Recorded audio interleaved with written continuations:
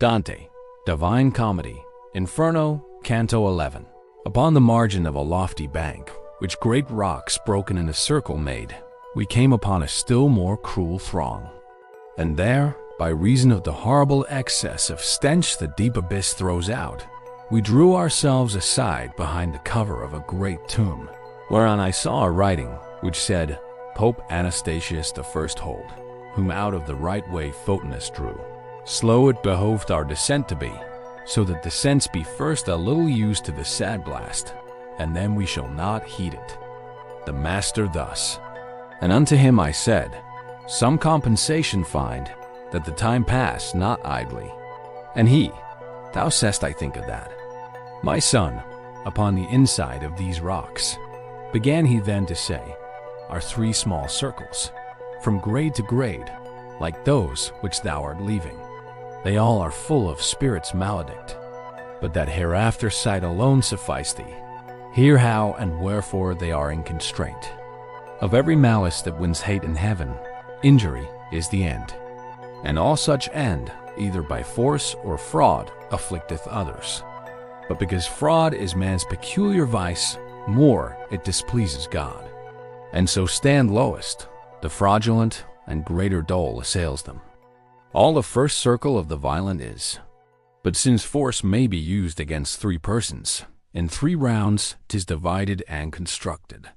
To God, to ourselves, and to our neighbor can we use force. I say on them and on their things, as thou shalt hear with reason manifest.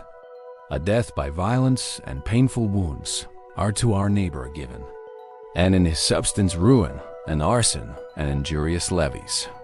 Whence homicides, and he who smites unjustly, marauders, and freebooters, the first round tormenteth all in companies diverse.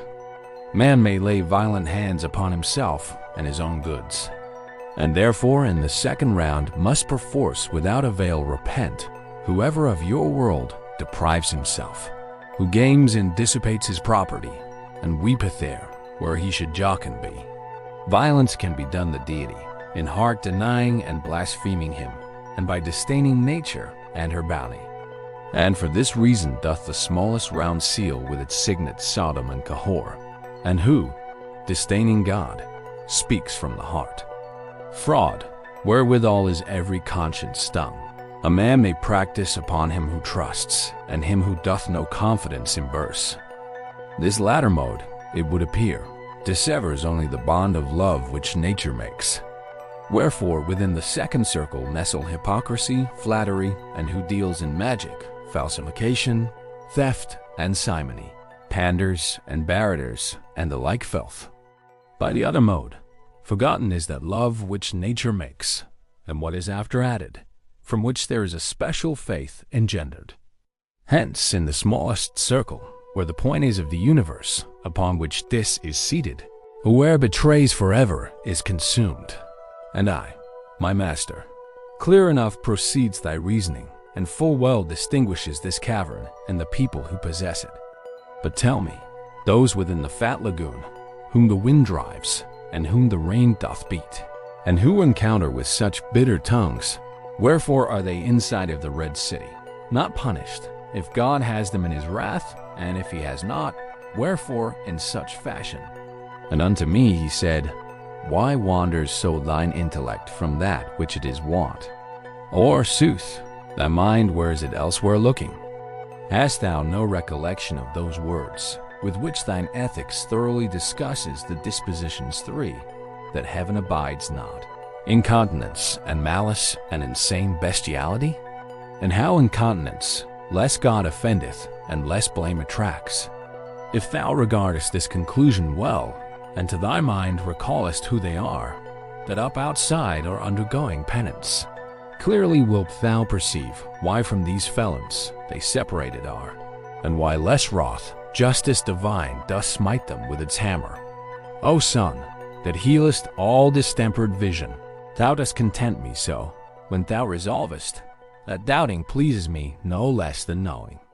Once more a little backward turn thee, said I, there where thou sayest that usury offends goodness divine, and disengage the knot. Philosophy, he said, To him who heeds it noteth, not only in one place alone, after what manner nature takes her course, from intellect divine and from its art. And if thy physics carefully thou notest, after not many pages shalt thou find that this your art as far as possible follows as the disciple doth the master, so that your art is, as it were, God's grandchild. From these two, if thou bringest to thy mind Genesis at the beginning, it behoves mankind to gain their life and to advance. And since the usurer takes another way, nature herself and in her follower disdains he, for elsewhere he puts his hope. But follow now, as I would fain go on, for quivering are the fishes on the horizon, and the wain wholly over Chorus lies, and far beyond there we descend the crag.